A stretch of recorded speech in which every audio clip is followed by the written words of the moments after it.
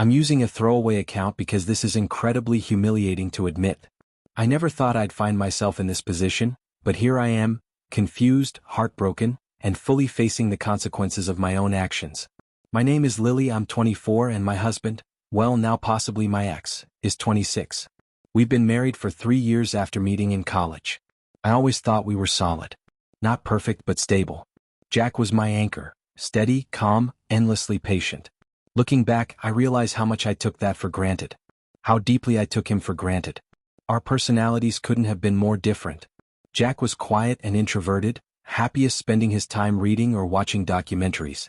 I, on the other hand, thrived in the spotlight. Laughing, hosting, always surrounded by people. Jack never tried to dim my light. He came to every party with me, smiling through every loud, chaotic night just to make me happy, even when I could tell he wasn't comfortable. Not once did he complain. He was always there, bringing me my favorite coffee in the mornings, skipping his own plans when I needed him, quietly taking care of everything at home. I didn't work, we had no children yet, and he handled the cooking, the cleaning, the bills, never once holding it over my head.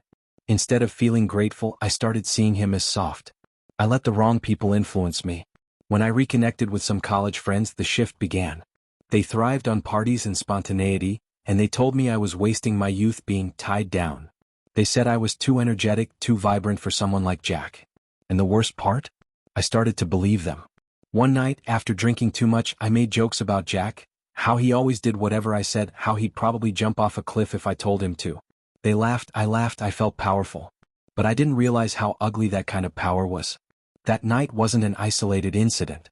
It became a pattern. I joked about Jack more and more. I let my friends mock him, and worse, I did nothing to stop it.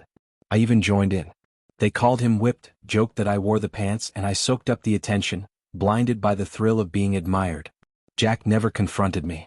Even when he overheard everything, he stayed the same, kind, giving, constant. I mistook his silence for acceptance. I thought he would never leave, that he loved me too much to walk away. But I was wrong. I began disrespecting him openly, in front of others, at dinners, at parties. I interrupted him, dismissed his thoughts, ignored him entirely. Slowly, others followed my lead. My treatment of him set the tone. Yet he never raised his voice.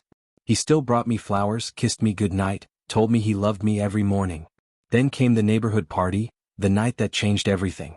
Jack was at the grill as usual, smiling and serving everyone. I was drinking with my friends when the topic turned to husbands. One of them made a joke about Jack being trained, and I took it further. I laughed, said he was spineless, that he didn't know how to say no to me. I was putting on a show, getting all the laughs. I didn't notice the shift in the mood until the silence hit. Jack was standing there.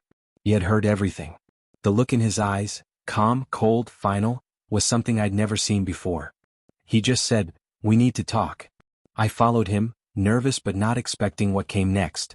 Away from the crowd, he looked at me and said, "I'm done being your punching bag. I gave everything and all you've done is tear me down. I'm leaving. You can pick up your things from the porch." And then he walked away. I chased after him, thinking he was bluffing. But by the time I got home, he had already packed my bags. I cried, I begged, I apologized. But he didn't get angry. He just said, "No more. You don't get to treat me like this and think I'll stay." When I said I wasn't leaving, he told me he'd call the police if I didn't. That's when I knew it was real. The man I thought would never stand up to me had finally had enough. I left that night with a suitcase, tears streaming down my face. Past neighbors saw it all, but no one said a word. Not even the friends who used to laugh with me. I see now they were never really my friends. It's been a few days. I'm at my parents' house. Jack hasn't answered any of my calls or messages. Maybe he never will. I don't know how to fix this or if it even can be fixed. I just know I broke something beautiful. I pushed away a man who loved me with his whole heart because I wanted to feel admired by people who didn't care about me. I made fun of the very person who cherished me. Jack finally found his strength, and I lost him for good. I needed to say it out loud. Maybe someone will think I'm a terrible person.